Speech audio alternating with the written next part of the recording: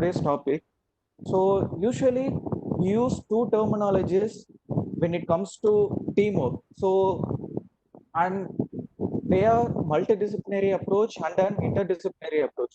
Though both have a different definitions and way of approach, it is like they are being used interchangeably. So when it comes to multidisciplinary approach, it is a kind of work or teamwork where different professionals or individuals from different disciplines start or examine a patient from their own perspective and then start giving you uh, their suggestions. Whereas interdisciplinary is they have a common, uh, they discuss together and then come up with a common solution. So that is the major difference between a multidisciplinary and interdisciplinary approach, though they are being used interchangeably.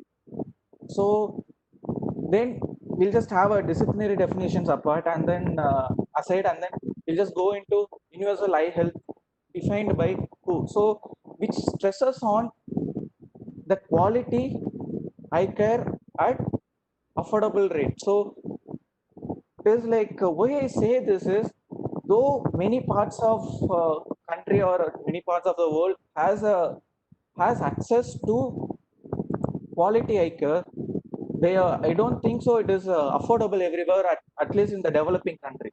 So to meet the universal eye health, what we are supposed to go with is we will need a collaboration between healthcare practitioners, between healthcare practitioners and non-healthcare practitioners, and between organizations.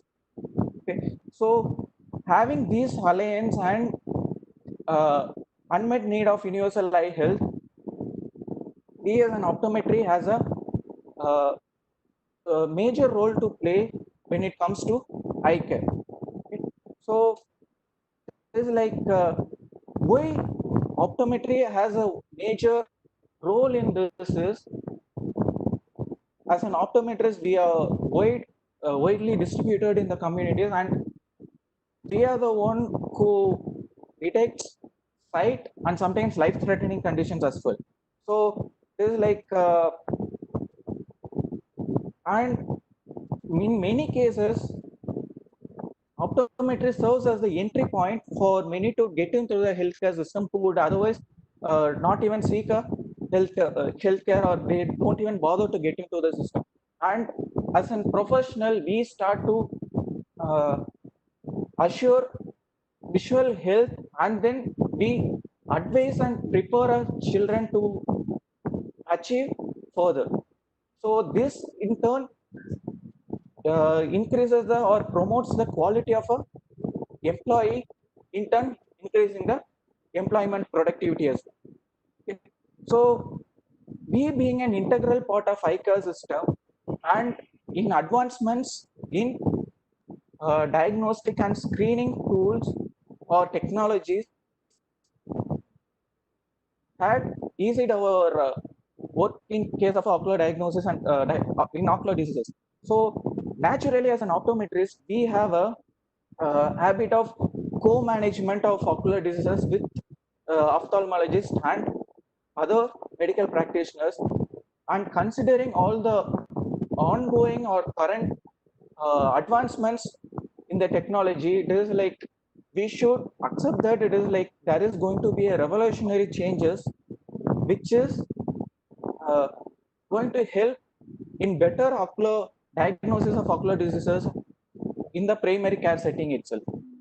So, to coming into today's core topic, it is like why do we need a multidisciplinary or interdisciplinary approaches? It is like there are literatures which states standalone practice will be a serious public health issue considering the changes in the lifestyle and the evolving new diseases. So when it comes to eye care, co-management between an ophthalmologist and optometrist will help to ease the burden again, at least in case of a eye care. Okay. So to meet the present and the future challenges, we as an optometrist, we are put in a situation where we have to shift or change. We have to change the approach of eye care delivery system. So how it can be is, it should be of teamwork, and every team members in the particular team who is trying to deliver a eye care system, eye care should contribute their own part for the benefit of the population. Okay. So in the future, and it is like health and safety is a huge concern. So it is like we as an optometrist should engage with the occupational health specialist. So it is like occupational optometry is again a major part which plays a major role when when we gets into collaboration. Why I say that is, as an primary eye care professional or preventive eye care professionals, we stand in the front line for providing major guidelines which improves the employment productivity and further quality of life of an employee. So these are the major need why an interdisciplinary approach is needed. So it is like coming to the benefits of multidisciplinary approach.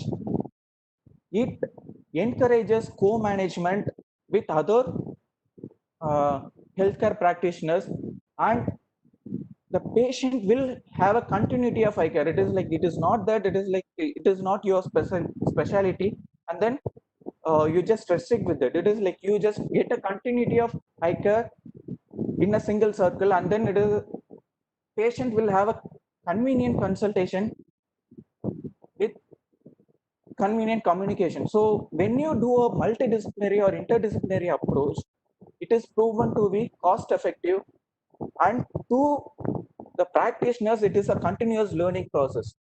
So and then it helps in having a uh, or planning a strategic management plan. So all these things again contribute to a improved, again our primary aim of quality care. So these are the major benefits when it comes to multidisciplinary approach. So there are few multidisciplinary models which are already established across the world, and then I felt it is like it would be appropriate here to put in, so that it might be a starting point or a reference point for someone to start up a model or just an initiate such kind of practice. So first one is that it was a clinic which handles a complex social problems for elderly people. So it is like why it was like is, visual symptoms when it comes to elder, it might be of sometimes complex. So and it is like the way they explain or uh, the detailing which they have sometimes might be inadequate to just find an eye pathology alone. So this particular clinic had an psychologist and a neurologist who having those two specialties along with ophthalmology is like, because in case of elder patients, they are more prone to have psychological and neurodegenerative changes, which again contribute to some kind of visual problems rather than just being solely by an ocular pathology. So this was the reason why they had to combine all this and then see how the outcome is. Okay, so before going into how exactly the outcome was, it is like I'll just get into the process how they were seeing. It is like they had a soon after they have a patient, what they just do is, it is like they just have a discussion between ophthalmologist, psychiatrist and neurologist, and then they uh, assign a clinical lead who actually takes the history and examination and additional evaluation and investigation based on the uh, common complaint which the patient is coming up with. Okay.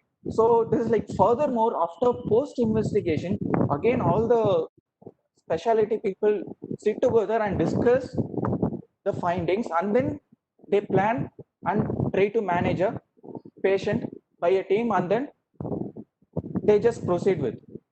So coming to the result, it is like the results of having this clinic, it is after attending the clinic, the number of 74% of the patients who attended this clinic were diagnosed to have new diagnosis, which was again which had a common complaint of some kind of visual problems. So, and it is like one more thing which is interesting is the ocular complaints, pure ocular complaints had came down from 9% to 6%, whereas neuropsychiatric diagnosis had increased from 40% to 89%, which is a very huge number. So this is how a monodisciplinary and multidisciplinary approach is going to have an effect on many.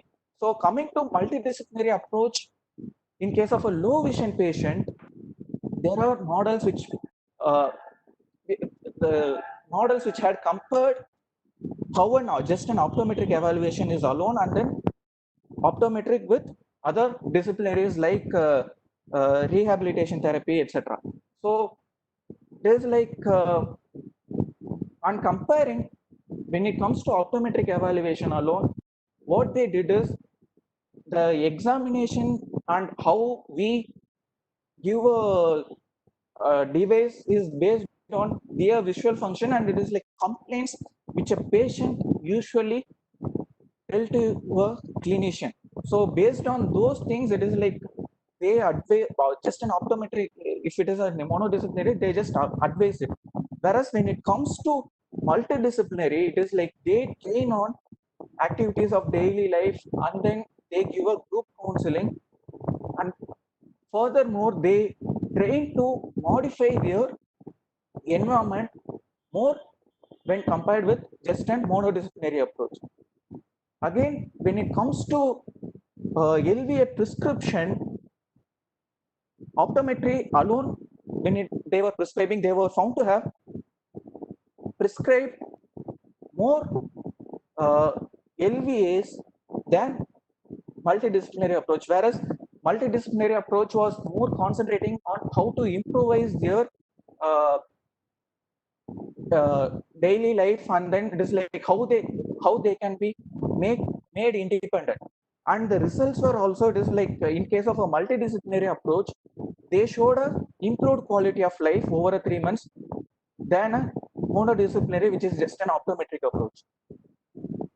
Then other multidisciplinary approach which was found to be good is, it is like combined professionals of podiatry, pharmacy, optometry, and dentistry. So there's like this was being developed by national diabetes education team. It is like who recommend this for having this kind of multidisciplinary approach in case of detecting diabetes, because these four disciplines are found to be the major entry point for many patients who would otherwise not even enter into healthcare system and then get themselves checked. So when you have all these four uh, professionals involved, and then try to find how go with diabetes, it is like they have a better self management, and it was found to be patient centric. So these are the three major multidisciplinary approach which was found interesting, and it is like uh, it had both general health as well as the eye care. So then coming to POMR, which is a problem-oriented medical records. So why I just want to put this here is, it is like the way we record or the document the patient is what is going to help us in a follow-up on the proper diagnosis of a patient. So problem-oriented medical records, though it was established so long back, there's like it was found to be very useful, and there's like it helps in the sound practice of a medical record, and it improves the quality of care with proper patient management. Because just because it is like it just takes the core content, and then it has all the uh, it it helps in maintaining a single chart or a single record for all the patients. So it integrates data and it helps a practitioner, or it is like it might they might be coming to a optometrist, then they might be going with an uh, uh, maybe like a cardiologist. So it is like when you have a common database to go with, they have a better diagnose. They were proven to give a better diagnostic uh, results, and then they have a better strategical management. So as I said before, it is like they also proven to have a definitive diagnosis with for patients who this like they were these kind of medical records were giving diagnosis for unresolved patients complaints as well. So these are the major uh, positives with problem oriented medical records. So then comes a so which is a subjective objective assessment and plan. So it all depends on how a patient and how our uh, clinical investigation is going with. So when we combine both problem oriented medical records, and so it was proven to have a better, it is like they give a better monitoring and update of a patient more easy then just comparing with the uh, just monodisciplinary patient record maintenance. So when it comes to multidisciplinary or interdisciplinary, we should accept that it is like it is a both teaching and then a learning process. So it develops your knowledge of better handling of a patient.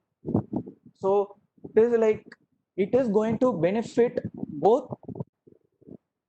the colleagues who are actually working in, and then it the teaching both flows both the ways.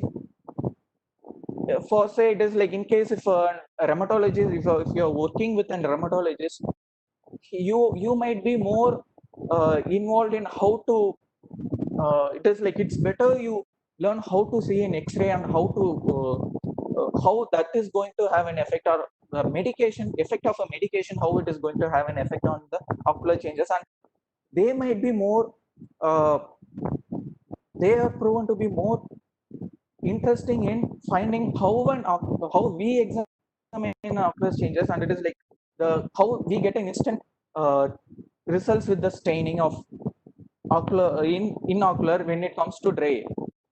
Okay. So these are the major things when it comes to teaching, and then it is like it is an exchange of ideas, and it is like when a team meets up, you get a more exchange of idea which helps in evolving of an standard or consistent diagnostic criteria uh, in a stretch. So it is like uh, which helps in better uh, patient management as well.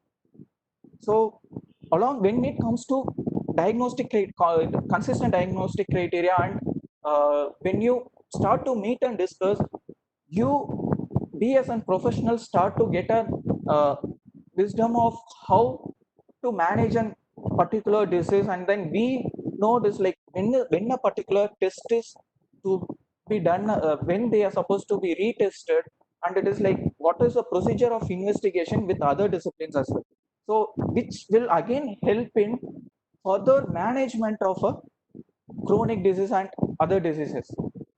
So this is like that multidisciplinary or interdisciplinary approach is not just for diagnosis. It is like it is what do we do after the diagnosis.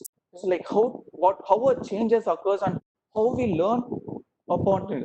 It is like upon those changes. So it is like once we diagnose, we should have a regular follow up of the medication which they are changing. It is like, let me say, if a patient is having some kind of ortho problem, and if they are taking some kind of medications, so see how that medication is going to have effect on their general health, and how it is going to have an effect on the ocular changes. So those are the things which comes with regular follow up, and when you have a proper communication with your co-management team. Okay, so it is like, so that's how it just starts. So how to establish such relationship with your colleagues is or co-management is, it purely depends on the way you communicate. You should show your interest to examine their patient, and it is like you should know, and soon after that it is like you should have a your examination should have a should be much reliable, so that it is like or your idea should be much reliable, so that it is like that it maintains a much better relationship when it comes to uh, prolonged practice or prolonged co-management. Okay.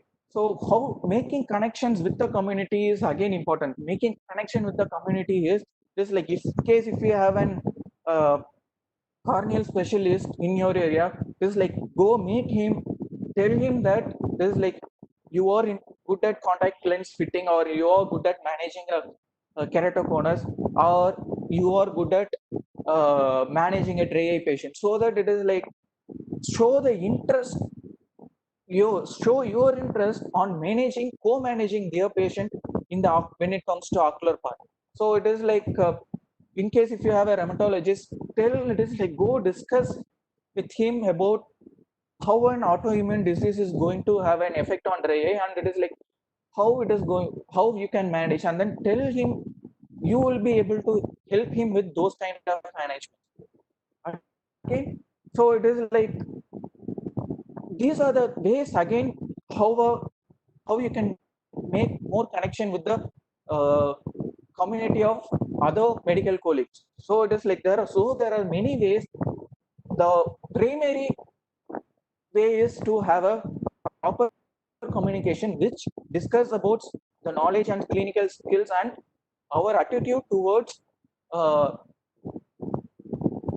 checking their patient or managing their patients when it comes to ocular part. Okay. So post communication, what exactly we need is, it is like we need a good care of the patient, or of that patient who are being referred by them, and then it is like we should have a proper reporting and timely reporting of any reports which or examination which we are doing when it comes to referral. So that's when you give a response to the patients whom are being referred from other healthcare professionals. That is the place where you start building your uh, relationship with your co-management system. Okay, so we all know it is like telemedicines are going to play a major role in the future, as it is like during this lockdown itself, almost the literature says there is an increase in about 60% of usage of telemedicine than in a normal days. So why telemedicine? It is like considering the prevailing scenario, it is a one way of creating a social distance, and telemedicine is again a valid and cost effective tool. And when it comes to telemedicine, it's better we have a own platform for managing the patient data, so that it is like it would come into patient oriented medical records, and there will be a single chart for a patient. So to for you to know whether it is feasible for our practice, it is like we are planned in for a telemedicine. So what we do actually is, it is like ours is a town, and then it is like the nearby city is Madurai nearby, so it is which is almost 100 kilometers from here. So it is like what we actually do is like there are other specialty uh, uh, doctors who it is like where the patients are from this particular area. So what we do is, it is like we just try to see the follow-up cases or the investigation which the follow-up cases needed. So it is like we go talk with the doctors here, doctors over there in the city. So we just take care of the follow-up cases, and we do an investigation locally with the labs in and around this town, so that it is like when they get the reports, we just report them to the particular specialist who had operated a particular patient or who was consulting the patient before. So in this way, it is like it again reduces a uh, plan. It is like again reduces the burden on a population of traveling over. So in when we do so, it is like the if the consultation is just for only maximum of half an hour or 15 minutes. So it is like when or else a patient would have to travel the entire day, which is going to burden the patient again. So we ourselves have a this like dedicated uh, we ourselves have a dedicated service provider and a dedicated cloud storage which maintains a and integrates common platform for both the consultant which who is outside and then the for us as well. So this has a better management of a patient, and we as a healthcare profession, we were able to interpret their medical findings. So it is like it it is in a flow. So multidisciplinary approach, it starts from learning, so it promotes active learning itself. So multidisciplinary, it is like it can be divided into curriculum, so different curriculums. Multidisciplinary curriculum is where it is like we ourselves put ourselves in a different discipline and then see a particular problem and then see how we can solve it. So for say uh, it is like we as an optometrist, we see a dry eye at different stages. It is like differently, whereas when it comes to rheumatologists, they concentrate more on their discipline, whereas it is like for them the dry eye is this like they way they manage dry eye might be much different. So that's how we put ourselves in a different disciplines and then see how you can uh, get their point of view. So that would help in better management. And when it comes to interdisciplinary, it is like we just highlight the core contents of both the disciplines. So there's like so that you address a major issue of a patient and which has a better results than others. And then it is like when it comes to transdisciplinary, there are two disciplines they both put your highlighted findings, but they don't have a borders restricted. So it is like they investigate too much and then it is like it won't be much focus, but it helps in better gaining, or it helps in active learning of a practitioners. So there are results which showed that when we apply uh, such kind of interdisciplinary or multidisciplinary work, which helps in self-teaching, so which putting it putting us in different views, and then we ourselves evolve as a better teacher for ourselves. So we try to correlate theories with practicals. It is like not just our uh, academics, just it is like we go beyond boundaries and then we have a better problem solving when it comes to it is like learning of when it comes to multidisciplinary or interdisciplinary learning, or it is like when we have a collaboration with uh, academics and uh, nearby academic parts, and when we start to exchange a knowledge. So these are the major aspects of active learning, multidisciplinary active learning. So then it comes to interdisciplinary research, where there's like though we have many technologies which had eased our diagnosis, it is like developing countries are still not uh, or unable to afford such kind of technologies. And further lagging behind. So it is like we all know it is like necessity is a mother of invention, and when there is a need for affordable technology, that highlights the need for more uh, innovations, which comes with more of interdisciplinary approach. So this is like the